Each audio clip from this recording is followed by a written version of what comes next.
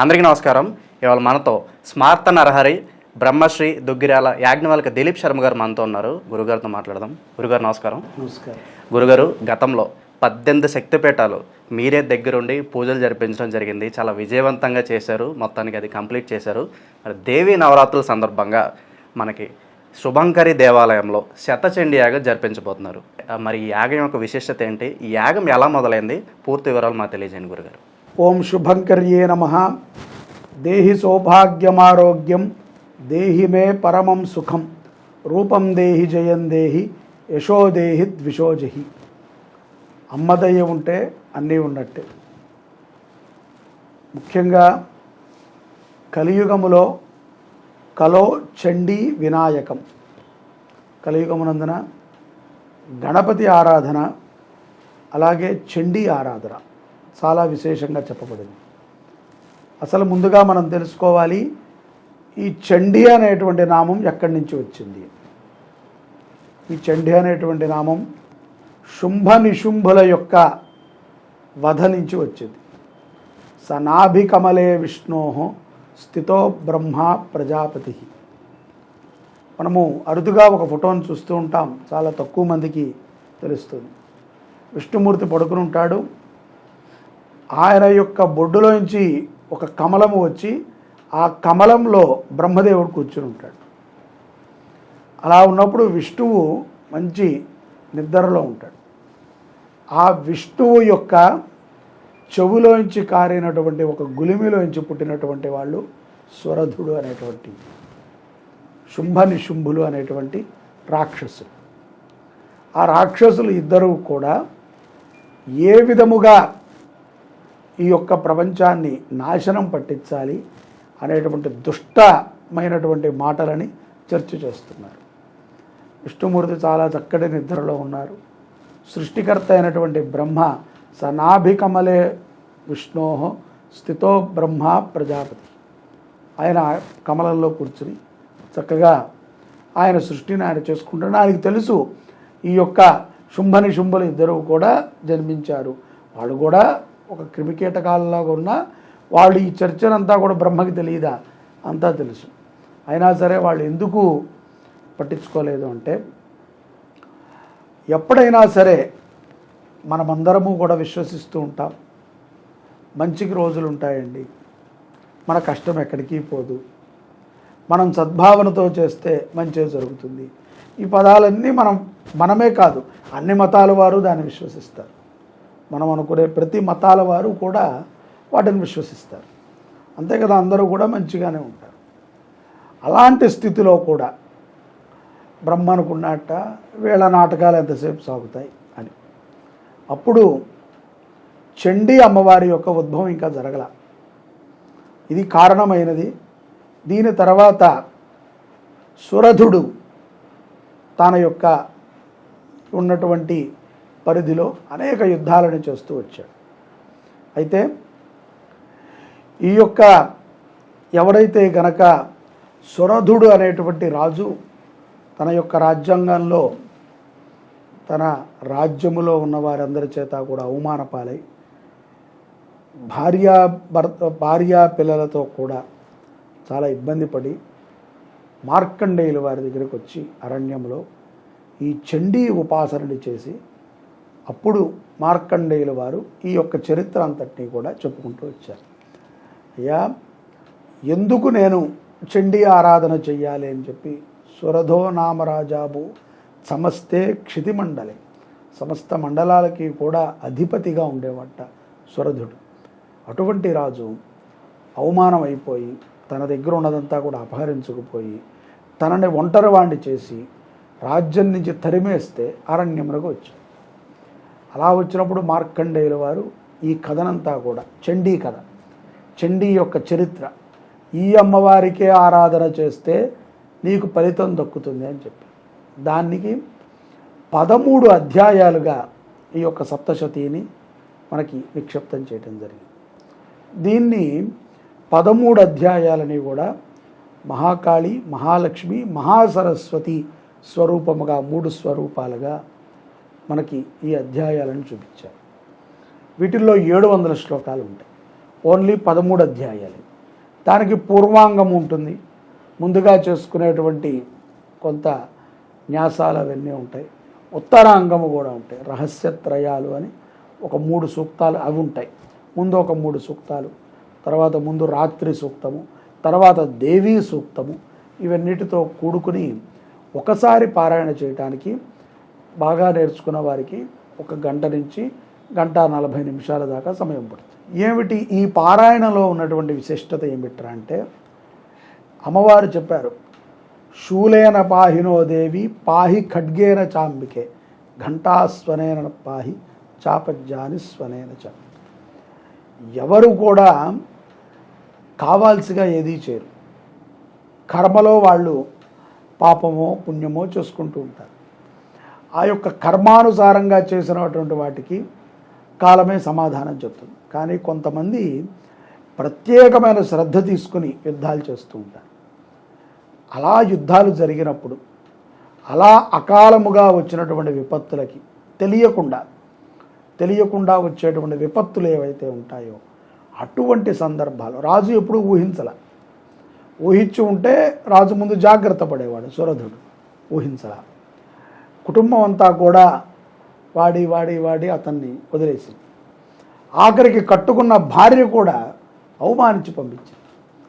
ఈ అవమానాన్ని తట్టుకోలేక సత్యం గెలవాలి కాబట్టి ఈ యొక్క మార్కండేయుడు ద్వారా సత్యాన్ని ప్రచారం చేయడానికి ఉపయుక్తమైంది చండి.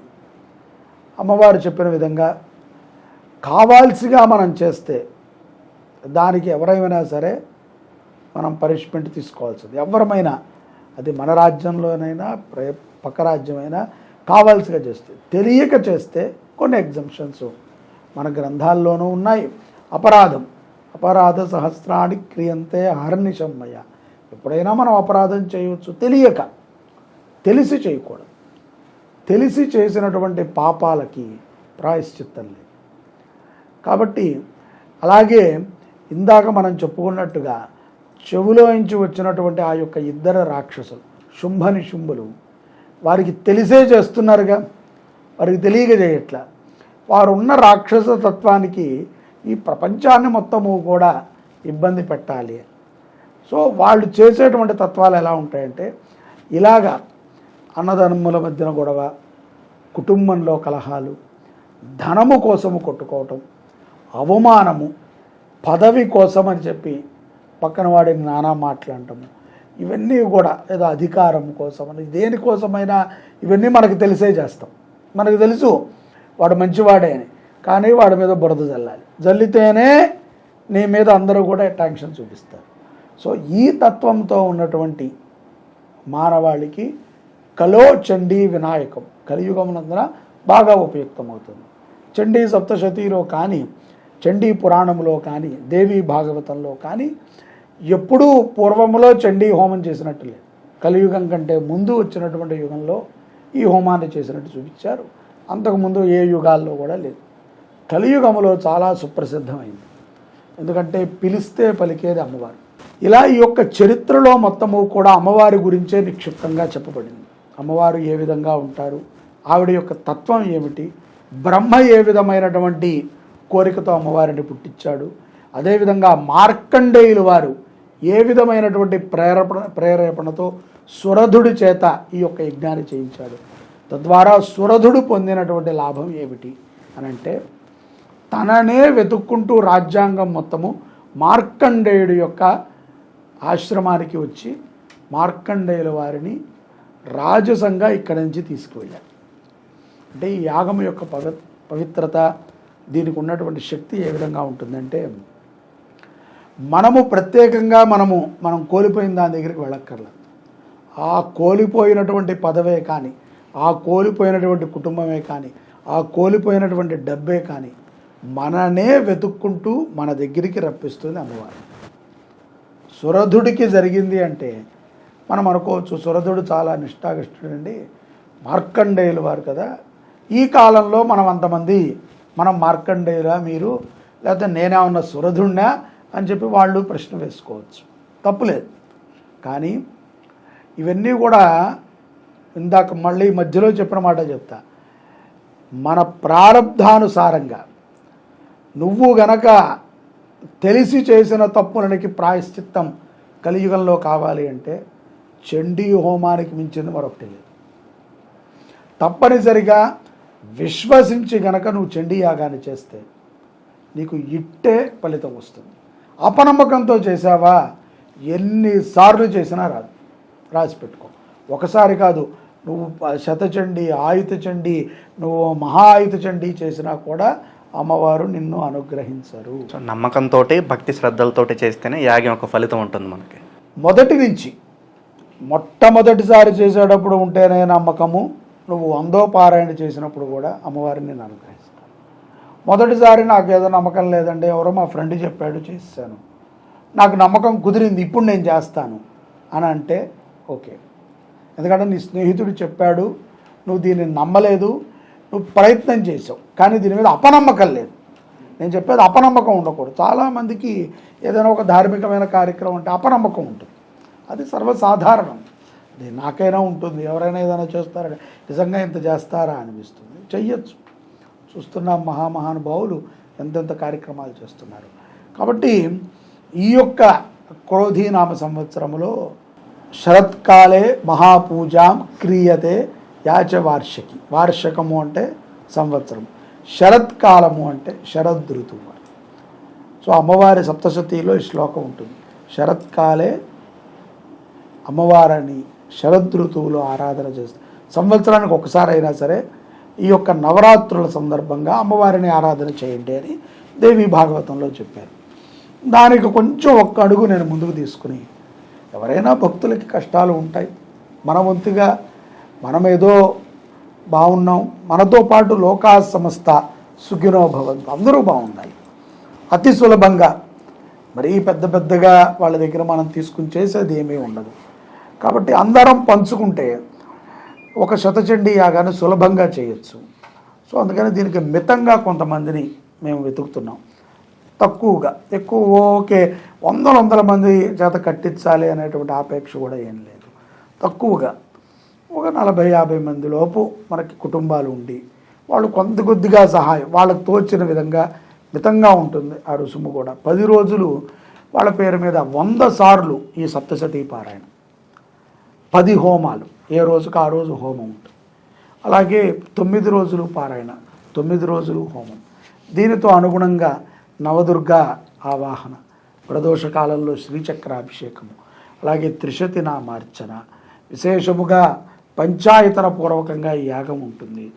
గణపతికి తర్పణము, రుద్రాభిషేకము, సూర్య నమస్కారాలు, వేదపారాయణ, ఇవన్నీ కూడా దీంట్లో నిక్షిప్తమై ఉంటాయి. చాలా విశేషం అన్నమాట. ఇది ఒక్కళ్ళమే చేసుకోవాలి అంటే నిజంగా చండీ సప్తశతి యాగాలు చేసే వాళ్ళకి తెలుస్తుంది. మన ఇళ్లలో మనం చేసుకోవాలన్నా ఒక చండీ హోమం మినిమంలో మినిమం ఎంత లేదన్నా సరే ఒక 15,000 నుంచి 20,000 ఖర్చు అవుతుంది. ఇంకా తక్కువ అంటే 10,000 ఖర్చు అవుతుంది. లేదు కొంత వైభవంగా చుట్టుపక్కల వాళ్ళందరినీ పిలిచి 4 పండితులతో చేసుకోవాలి అనుకుంటే 50,000 కదండి. ఒక పారాయణ, ఒక హోమం. 9 పారాయణలు చేయాలంటే చాలా తీసుకుంటారు. ఈ శరన్నవరాత్రి శరత్కాలే మహాపూజలు కొన్ని ఉంటాయి తెలుసు కదా, మహాపూజలు అంటూ ఉంటారు. అటువంటి పూజా ఫలితాన్ని శరత్కాలంలో ఇస్తుంది. కాబట్టి ఆశ్వీజ మాసంలో శరదృతువు, వార్షికం అంటే సంవత్సరానికి ఒకసారి వచ్చేది. ఈ సంవత్సర కాలంలో ఈ 9 రోజులు శతచండీ యాగంలో ఎవరమైనా సరే చక్కగా సంప్రదించి పాల్గొంటే వాళ్ళ గోత్రనామాలను ముందుగా నమోదు చేసుకుంటాం. ఎందుకంటే ఎక్కువ మందిని పెంచుకునే అవకాశం కూడా లేదు. ఎందుకంటే చేయించాలిగా, వాళ్ళు అక్కడికి వచ్చినప్పుడు మనం కూర్చోబెట్టి చేయించాలి. ఏదో జరిగిపోయిందండి అని అనలేం. అమ్మవారితో నేను ఇంత చెప్పినాక నేను ఆడుకోకూడదు, ఇంత చెప్పాక వాళ్ళు కూడా ఆకతాయితనంగా పాల్గొకూడదు. సో దాని శక్తి 2 పక్కలా ఉంటుంది. నాకు ఆ భయం ఉండాలి, చేసుకునే వాళ్ళకి ఆ భక్తి ఉండాలి. అలాంటప్పుడే యాగం యొక్క ఫలితము వాళ్ళకు అందుతుంది.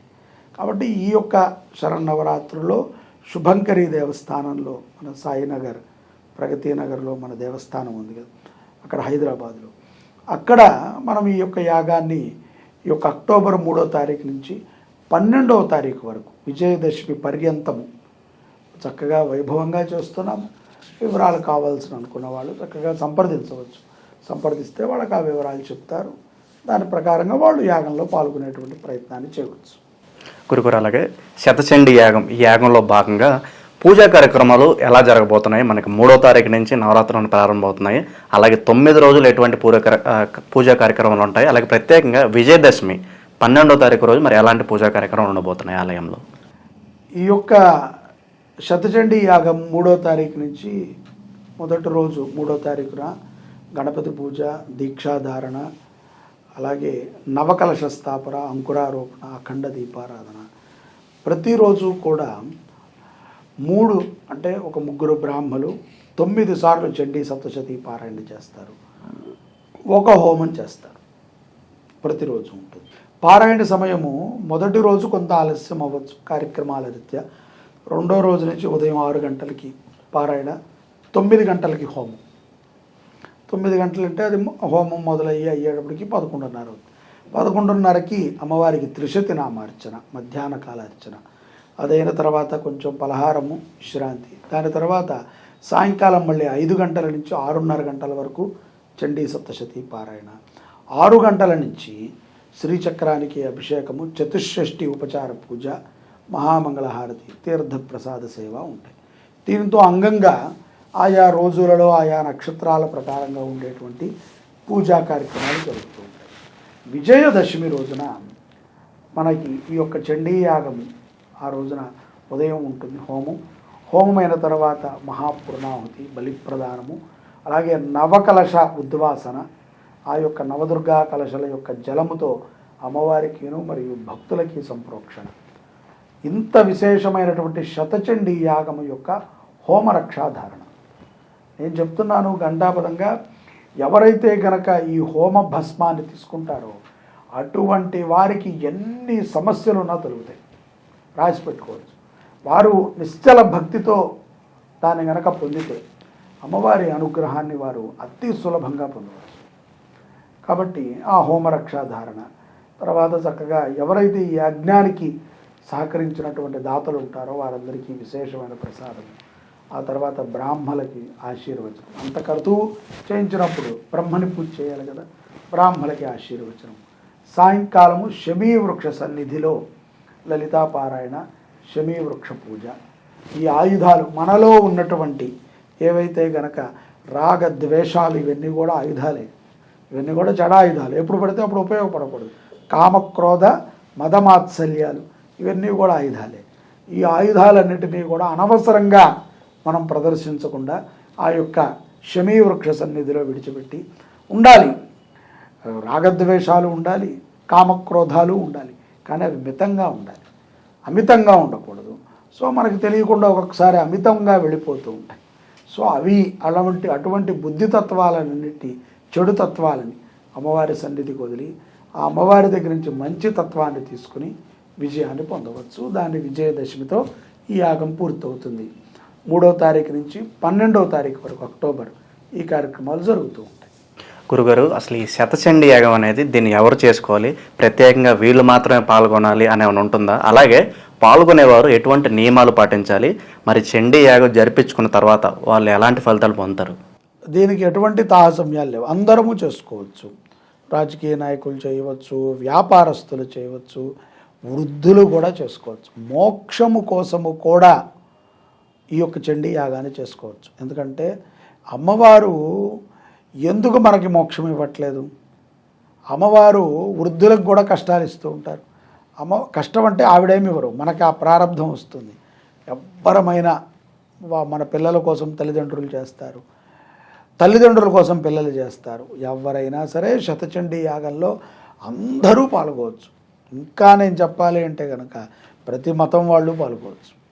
ఎందుకంటే అమ్మ అందరికీ అమ్మే. సో ఈ మతం ఆ మతం అని లేదు, అన్ని మతాల వాళ్ళు, అన్ని కులాల వాళ్ళు అందరూ పాల్గొవచ్చు. కాకపోతే దీనికి కావాల్సిన కొన్ని నియమాలు ఉంటాయి. ఏమిటయ్యా నియమాలు అంటే, నీ పేరు మీద శతచండీ యాగం జరుగుతుంది. తప్పనిసరిగా నువ్వు ప్రత్యక్షంగా కూర్చుని చేసుకోగలిగితే నీ అంత అదృష్టవంతుడు ఇంకెవరూ లేరు. కొంతమంది మేము రాలేమండి, చాలా దూరంలో ఉన్నాం అంటారు. మరి అటువంటి వారికి కూడా ఫలితం ఉంటుందా? మరి అక్కడి నుంచే వాళ్ళు రాలేకపోయినా కూడా ఇప్పుడు దూర భారాలండి. ఇది హైదరాబాద్లో జరుగుతుంది, శుభంకరి దేవస్థానం సాయినగర్, ప్రగతి నగర్, కుకట్పల్లి హైదరాబాదులో ఉంది. ఇప్పుడు హైదరాబాద్ వారికి ఈ చుట్టుపక్కల వాళ్ళకి ఓకే, విజయవాడ నుంచి రాగలము, మాకు తెలిసిన వాళ్ళు ఉన్నారు పాల్గొంటూ ఉంటే రావచ్చు. విశాఖపట్నం, బెంగళూరు ఎవరైనా సరే వచ్చి చేసుకుంటా ఉంటే రావచ్చు. లేదు మా పేరు మీద చేస్తాము చెయ్యండి, మేము ఏం శ్రద్ధ తీసుకోవాలి అంటే ప్రతిరోజు వారు తలస్నానం చేయాలి. వాళ్ళు ముఖ్యంగా మంచి వస్త్రాలను ధరించాలి, అమ్మవారి నామస్మరణను చేసుకుంటూ ఉండాలి. మనం ఎట్లాగో ప్రతి విషయాన్ని లైవ్ ద్వారా తెలియచేస్తాం, మన లైవ్లో వాళ్ళు చూసుకోవచ్చు. ఎంత కుదిరితే అంత ఒక ధార్మికమైనటువంటి భావనతో ఉండాలి. ఎందుకంటే తప్పదు, ఏదో ఉద్యోగం కోసమనో ఉపాధి కోసమనో దూరంగా ఉంటారు, తప్పదు వాళ్ళకి.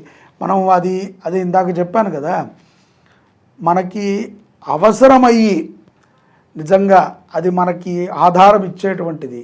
ఇప్పుడు నేను అది చేయలేను, ఇది చెయ్యాల్సిందే అని అనుకున్నప్పుడు తప్పకుండా అమ్మవారు గ్రహిస్తారు.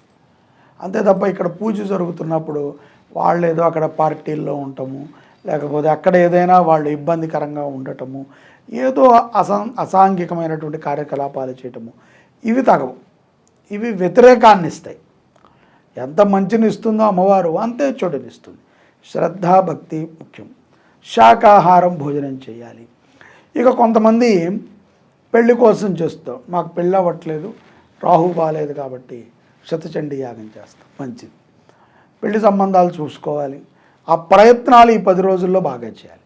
అంటే మనము ఏ పని కోసమైతే సంకల్పం చేసుకున్నామో ఆ ప్రయత్నాన్ని మనం చేసుకోవాలి. ఎవరమైనా సరే పిల్లల కోసం ఉన్నారు, వాళ్ళ ప్రయత్నం వాళ్ళు చేయాలి. అంతేకాని పూజలతో అన్నీ అవ్వవు. నువ్వు చేసినటువంటి పూజ నీ ప్రయత్నానికి సహకరిస్తుంది. అంతే తప్ప నీ పూజ వల్లే మొత్తం అయిపోదు. పూజ అనేటువంటిది జస్ట్ ఒక వారధి లాంటిది, అటు నుంచి ఇటు వెళ్ళటానికి ఉపయోగపడుతుంది. అంతే తప్ప నేను ఇక్కడే ఉంటాను అటు వెళ్ళాలి అంటే వెళ్ళలేవు. నీ ప్రయత్నం నువ్వు నడవాలి. అలాగే ఆరోగ్యం కోసము, వెల్త్ కోసము, హెల్త్ కోసము చేయొచ్చు. కాకపోతే శాకాహార భోజనము, ఏకభుక్తము, రోజు మొత్తం మీద ఒకసారి తినటము, ఒకసారి ఏదో పాలో పండ్లో తీసుకుంటాం. ఇలాగా అమ్మవారిని ధ్యానం చేయటము, ప్రతి మాతృస్త్రీ రూపంలో కూడా అమ్మవారిని దర్శించటము చాలా విశేషం. అమ్మవారు చెప్పింది అదే మనకు పరీక్షాకాలం. మనం అనుకుంటాం ఇప్పుడు ఇలా ఉండలేకపోతున్నాం, ఎందుకు మనకి క్రోధమైనటువంటి ఆలోచనలు వస్తున్నాయి, ఎందుకు ఏదో వ్యసనం చేసుకోవాలనే ఆలోచన వస్తుంది అంటే అమ్మవారి పరీక్ష. సో వాటి నుంచి మనం బయటపడాలి. వాటి నుంచి మనం బయటపడటానికి మనం సాధన చేసుకోవాలి, మనలో ఉన్నటువంటి శక్తిని పెంచుకోవాలి. అలాంటి శక్తిని పెంచేటువంటి యజ్ఞమే శతచండీ యాగం. అలా గురుగారు ఎలాంటి ఫలితాలు ఉండబోతున్నాయి మరి శతచండీ యాగం చేసుకున్న వారికి? ఫలితాలు అనేటువంటివి చెప్పాను కదా, యద్యత్ కర్మ కరోతి దకలం శంభో తవారాధనం. అమ్మవారి యొక్క ఆరాధన మనము ఏ సంకల్పంతో చేస్తే ఆ సంకల్పం ఇది ఇంతకు మాత్రమే అని ఎక్కడా లేదు. అలా ఎవరైనా చెప్తే వాడు అంతవరకే సంకల్పం చేస్తాడు అనుకోవచ్చు. మనం ఏం చెప్తాం, మనోరథాభీష్టఫల సిద్ధిరస్తు. నీ మనస్సులో కానీ ఇక్కడ మనం బాగా గుర్తుపెట్టుకోవాల్సింది ఏంటంటే సంకల్పం ఒకటే ఉండాలి. సంకల్పం ఒకటే అంటే ఎట్లా అంటే అయ్యా నా కుమారుడికి పెళ్ళి కావాలి, వాడికి మంచి భార్య రావాలి, వాడు బాగుండాలి, అంతే. నా కుమారుడికి పెళ్ళి కావాలి, మంచి భార్య రావాలి, మంచి పిల్లలు పుట్టాలి, ఆ పిల్లలు మంచిగా చదువుకోవాలి, నాకు ఆరోగ్యం బాగుండాలి, ఇన్ని తీరం. వివాహము అనేటువంటిది ఒక సంకల్పం, అలాగే ఆరోగ్యం అనేటువంటిది ఒక సంకల్పం. ధనవృద్ధి, అయ్యా నేను ఏదో ఒక వ్యాపారం చేసుకుంటున్నాను, నాకు ఆ వ్యాపారములో ఉన్నటువంటి అంతర్గత బహిర్గత శత్రువులందరూ కూడా తప్పి నాకు వ్యాపారమును అభివృద్ధి చేసి అలా మనకి ఏక సంకల్పం పెట్టుకోవాలి. అదే తప్ప మల్టిపుల్ సంకల్పాలు కాదు. ఇవాళ ఏదో గుర్తొచ్చింది రేపు ఇంకోటి, అంతా మనము ఇవన్నిటికన్నా కూడా మించి చండీ అమ్మవారి యొక్క దయని మనం పొందగలగాలి. అంటే ఏం కోరుకోవాలంటే, అమ్మ నీ దయ నా మీద చూపించు చాలు. నాకు తెలిసినంత వరకు ఒక 15, 16 సంవత్సరాలు 18 సంవత్సరాల వయసులో ఉన్నటువంటి ఆడపిల్లలు కానీ మగపిల్లలు కానీ తల్లికి ఏదైనా చెప్పాలా, నాకు ఇది కావాలని చెప్పాలా? అలాగే ఈ భూమి మీదకి మనం వచ్చిన తర్వాత మనం వెళ్ళిపోయేదాకా కూడా పార్వతీ పరమేశ్వరులకి యథార్థంగా అయితే మనం ఏం చెప్పక్కర్లా, వాళ్ళ దయని పొందాలి. ఈ పూజలు ఇటువంటి పెద్ద పెద్ద యజ్ఞాలు అవన్నీ కూడా ఒక రకంగా వాళ్ళని మనం ఆరాధన చేయటం ద్వారా, అంటే నీ తల్లిదండ్రులను నువ్వు పూజ చేయడం ద్వారా మీ అమ్మగారు అడుగుతారా నిన్ను, మీ నాన్నగారు అడుగుతారా ఎందుకురా నాకు ఇవాళ ప్యాంటు తెచ్చిచ్చావు నువ్వు అని, ఎందుకురా నువ్వు నాకు చీర తెచ్చిచ్చావు అని మీ అమ్మ అడుగుతుందా? అడగదు కదా. కొడుక్కి నచ్చింది తెచ్చిచ్చాడు, కొడుకు మంచిగా ఉండని.